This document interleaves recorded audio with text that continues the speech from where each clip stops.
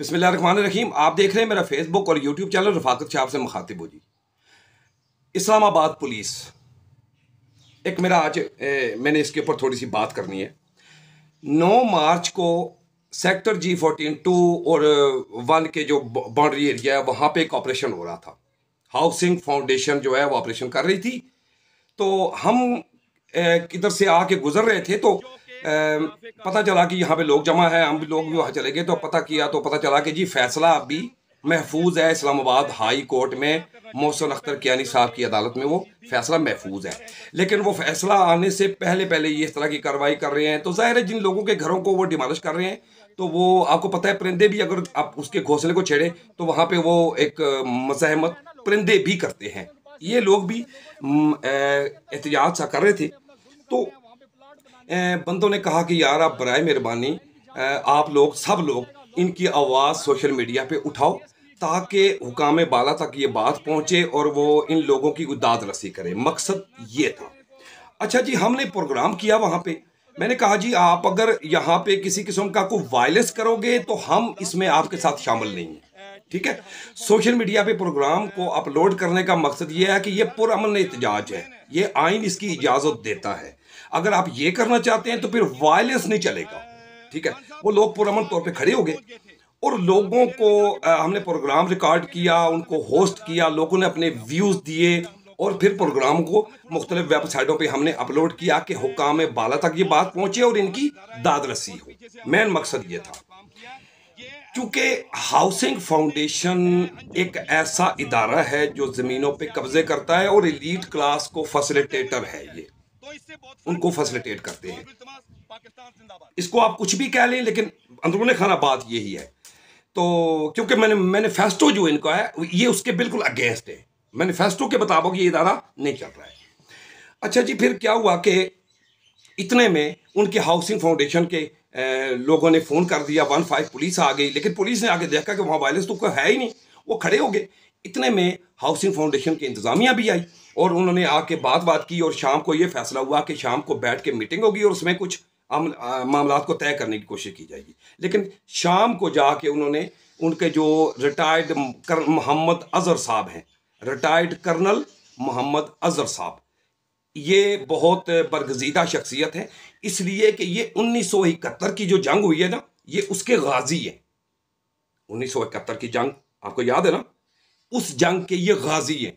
क्योंकि ये अब भी रिटायर्ड हुए हैं तो इसका मतलब है कि उस जंग में मौजूद थे और जो लोग वहाँ पे जंग करते हुए कत्ल हुए वो तो शहीद हो गए और जो बच गए वो गाजी हैं। तो ये कर्नल मोहम्मद अजहर साहब गाजी हैं। तो फिर गाजी को तो ये सलूट सर, ये सलूट। आपकी एक बड़ी नवाजिश ये भी है कर्नल मोहम्मद अजहर साहब कि आपने SHO को ये नहीं बोल दिया कि इन लोगों के पास F-16 तैयारी भी हैं और इनके पास J-70 थंडर तैयारी भी हैं और इन तैयारों पर ये लोग यहाँ से उड़ते हैं, अफगानिस्तान जाते हैं, चाइना जाते हैं, इंडिया जाते हैं, पता नहीं ये किधर किधर फिरते रहते हैं। अगर आप ये बोलते तो आप यकीन करें कि SHO ने पर्चा दे देना था कि ये अब अदालत में जाके फैसला होगा कि त्यारा कैसे अदालत में आ सकता है या फैसले त्यारे हैं किधर, ये खड़े कहाँ पे करते हैं। ये तो अदालत में फैसला होना था ना और फिर लग जाना था ये आधी उम्र के फैसला होते हुए कि त्यारे थे या नहीं। तो ये आपकी बड़ी नवाजिश है कि आपने ये नहीं बोल दिया सर। ये दोबारा सलूट कि आपने ऐसा कुछ नहीं बोला। आपने जो दूसरी चीज़ें बोली है, कार्य सरकार में मुदाखलत, मार धाड़, तोड़ फोड़, मोहतरम इन चीजों को साबित करना पड़ता है। ये मार धाड़ तोड़ फोड़ को साबित करना पड़ता है। लेकिन आपने बोल दिया, SHO ने पर्चा दर्ज कर लिया, एप्लीकेशन एक्सेप्ट कर ली कि हम इसके ऊपर कार्रवाई करेंगे। उसके बाद हमने दाद रसी के लिए, अब मैं आपको छोटी सी एक बात ये बताता हूं कि रिटायर्ड कैप्टन लियाकत साहब जो है वो CCPO लाहौर भी रहे और वो बड़े सोशल मीडिया पे बड़े फेमस है, बड़ा अच्छा बोलते हैं। उन्होंने लोगों से गिला किया था। उन्होंने गिला ये किया था कि ये जो पब्लिक है ना, ये जो पुलिस वाला दौरान ड्यूटी अगर वो मारा जाता है तो उसको शहीद डिक्लेयर करते हैं, तो आप उस तरह का खराज तहसीन पेश नहीं करते। कैप्टन रिटायर्ड लियाकत साहब, ये आपसे उसको मैं जवाब दे रहा हूँ। आपने ये ज़रा अगर सुन रहे हैं तो फिर ये आपने बात सुननी है और फिर उसके बाद आपने मुझे बताना है कि हम इन लोगों को खराज तहसीन पेश करें या ना करें। ठीक है, हमने हम लोगों ने जो दूसरे हमारे जो इधर के इलाके के साथी हैं, हमने एप्लीकेशन जाके दी जस्टिस के लिए, इंसाफ के लिए। एप्लीकेशन लेके गए एसएसपी ऑपरेशन के पास, उनके दफ्तर में। उन्होंने कहा जी ये एसएसपी इन्वेस्टिगेशन के पास चले जाएं। एसएसपी इन्वेस्टिगेशन साहब के पास जो एप्लीकेशन जमा कराई, ये साथ में आप देखेंगे एप्लीकेशन में और डायरी नंबर भी लिखा हुआ है, और उनको दे दी ये 16 तारीख को। और फिर जब हम 22 तारीख को गए तो उन्होंने कहा जी आपकी एप्लीकेशन हमने फॉरवर्ड कर दी है एसएसपी सदर सर्कल को। ठीक है, तो जब वहां पहुंचे तो उन्होंने कहा जी आपकी एप्लीकेशन हमने फॉरवर्ड कर दी है डीएसपी साहब को। अब जब डीएसपी साहब के पास पहुंचेंगे वो कहेंगे आपकी एप्लीकेशन हमने फॉरवर्ड कर दी है एसएचओ साहब को। एसएचओ साहब के पास जाएंगे, वो कहेंगे आपकी एप्लीकेशन मॉरर के पास पड़ी है। प्रोसेस है, पाकिस्तान में प्रोसेस है, ये चलता है। तो मुझे आप ये बताएं कैप्टन रिटायर लियाकत साहब, जो पुलिस लोगों को कुत्ते की तरह जलील करती है, ठीक है, अगर ये एसएसपी इन्वेस्टिगेशन या एसएसपी सदर सर्कल बुला के पूछ लेते कि आपका मसला क्या है, ठीक है, इसमें कोई हर्ज था?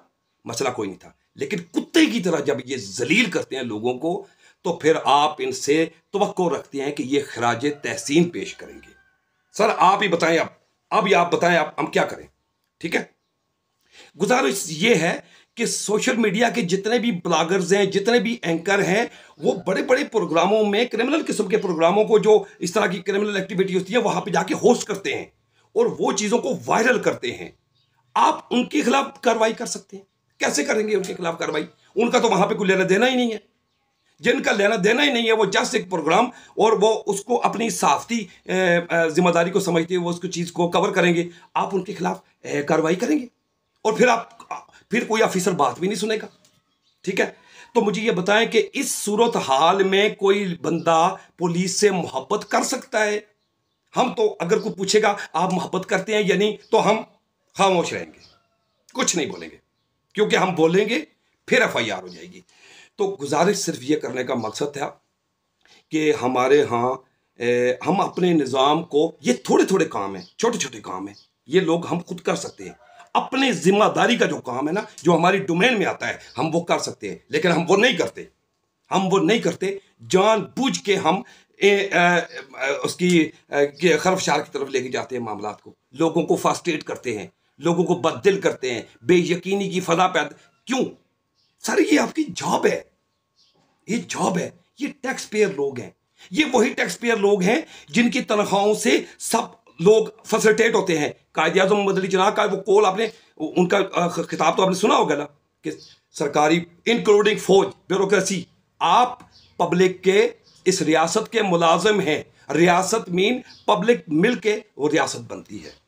और यहाँ पे टैक्स पेयर बंदे की शक्ल देखना जो आपसे ऑफिसर गवारा नहीं करते, तो फिर सर अल्लाह ताला आपको और तरक्की दे, हम दुआ कर सकते हैं, हम दुआ करेंगे। अगर कोई ज़बरदस्ती कहेगा ना बोल बोल क्या बोलता है, तो हम कहेंगे अल्लाह ताला आपको रंग लाएगी, भाग लगे रहें, हम यही बोलेंगे।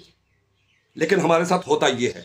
तो मैं आखिर में ये गुजारिश करना चाहूँगा कि जो लोग सोशल मीडिया के ब्लॉगर्स, एंकर्स और यूट्यूबर जितने भी है प्रोग्राम होस्ट करते हैं, उनका कोई पर्सनली इंटरेस्ट नहीं होता, वो सिर्फ प्रोग्राम को लीड करते हैं और फिर उसको वायरल करते हैं।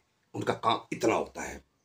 उनके खिलाफ कार्रवाइयां अगर आप करते हैं तो आपकी मर्जी है, आपसे कोई जबरदस्ती तो नहीं है ना, आप तो पुलिस है, पावर है।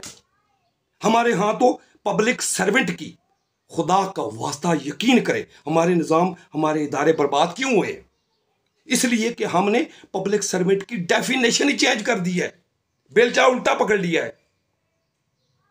अब किसी बंदे को जरूरत है, मुझे, मेरे पाकिस्तानी भाइयों, खुदा के वास्ते आप एक बात का फीडबैक में जवाब दो। आप एसएसपी, एएसपी, डीएसपी या किसी इस तरह के ऑफिसर को आप पब्लिक सर्वेंट सामने खड़े होकर कह सकते हैं? है जरूरत आपकी? नहीं कह सकते, हम भी नहीं कहेंगे। कायदे आज़म मोहम्मद अली जिन्नाह ने तो बोला था, लेकिन कायदे आज़म मोहम्मद अली जिन्नाह फिर चले गए हैं, पाकिस्तान हमारे हत्थे चढ़ गया है, हम नहीं बोलेंगे।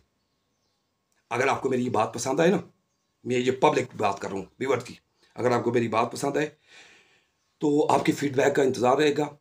और आप सब लोगों की इससे एक इल्तमास है कि आपने दुआ करनी है कि मेरे पे मजीद कोई FIR ना हो जाए, कोई ऐसा कोई किसी पर्चे में न ठोक दे मुझे, क्योंकि मैं बोल रहा हूं। और यहां आर्टिकल 19 सिर्फ किताबों में होता है, आज़ादी राय का यहां पे कोई वजूद नहीं है। आलमी तंजीमें खामोश है, मर गई हैं, उनकी जबानों पे ताले लग गए हैं, यहां पे कोई नहीं बोलता।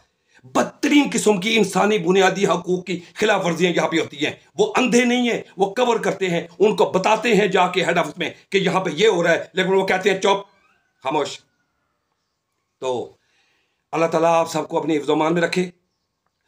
दुआओं की इल्तमास। पाकिस्तान जिंदाबाद।